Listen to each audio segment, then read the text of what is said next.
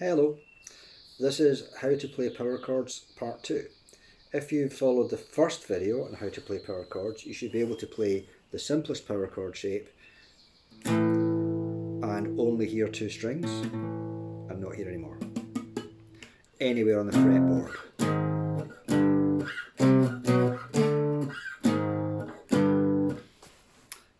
The next step is for you to know what chords you're playing. So that if you see a chord chart written down and it says C, A, D, G, you can play C, A, D, G without having to think about it too much. So the way we're going to learn them is just by rote. It is the easiest way. We'll start on the first fret, which conveniently is called F. F for first fret. You're never going to forget that one. That chord is F. Most of the time we're going to jump up 2 frets, and 2 frets takes us to the next letter of the alphabet. So if you're older than about 5, you should know it goes A, B, C, D, E, F, G.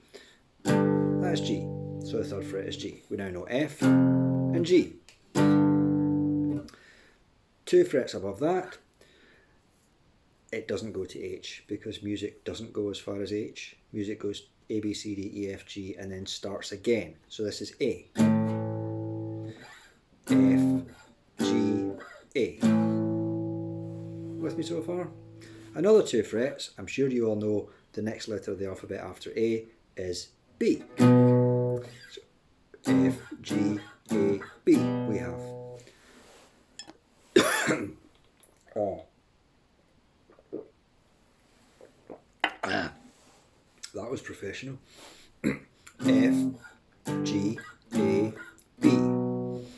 The next one is slightly different because what we've been doing now is jumping 2 frets at a time, and that's because if you think of what a piano keyboard looks like, there's a note, a white note, and then there's a black note before the next white note.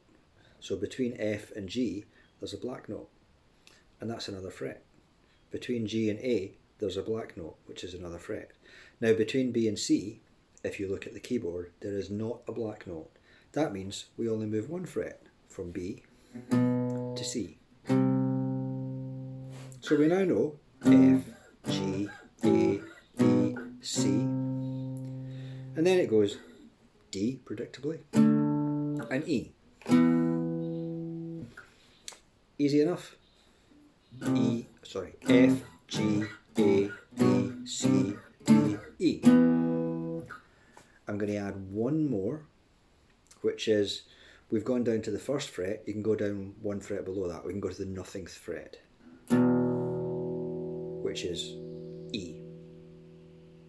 Okay, so that chord is E. I think you should know about E is that we're not using that same shape, which means that all the notes are slightly more difficult to mute, but you do still need to mute them.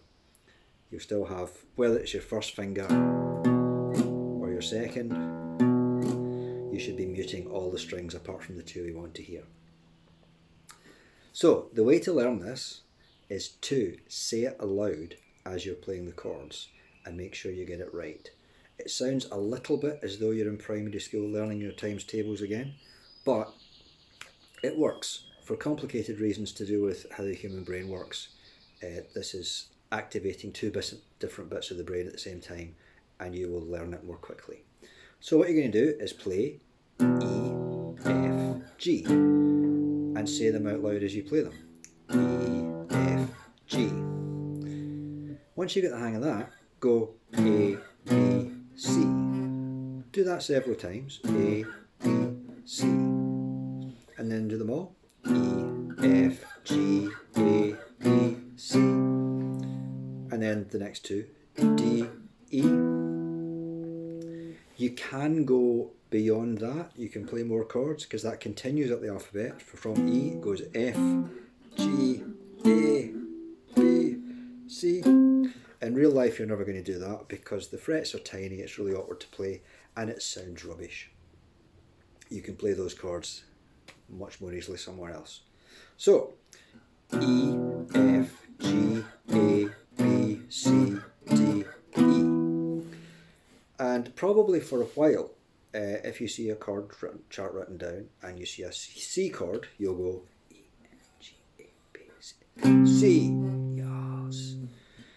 And then the next one will be an A, and you go E, F, G, A. And you found your chords. After a while, you'll see a C chord written down, and you just know that's where C is. You might not know what the fret number is. It's 8, but you don't need to know that. You just need to know where C is.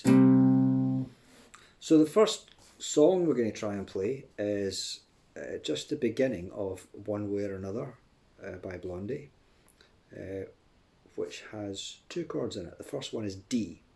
So you will go E, F, G, A, B, C, D. D. And the other one is B. E, F, G, A, B. There are 4 bars of D and 4 bars of B. It goes. A bar, by the way, in this song and in most pop and rock songs is 4 beats. The amount of time it takes to play 4 beats. So 2, 3, 4. That's a bar. So 4 bars goes that 4 times. 1, 2, 3, 4. 1, 2, 3, 4. And then what you can do, use some of the strumming patterns that we've done in previous videos and try and make it sound more like the song. Conveniently, the strumming pattern goes a bit like the rhythm of the vocals, so it kind of goes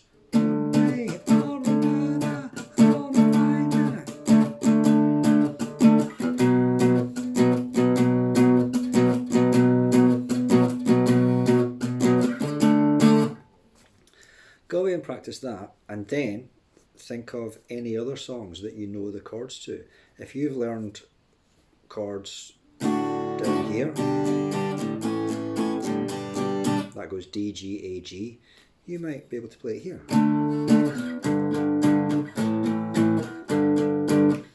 And that goes for any song at all. Good luck.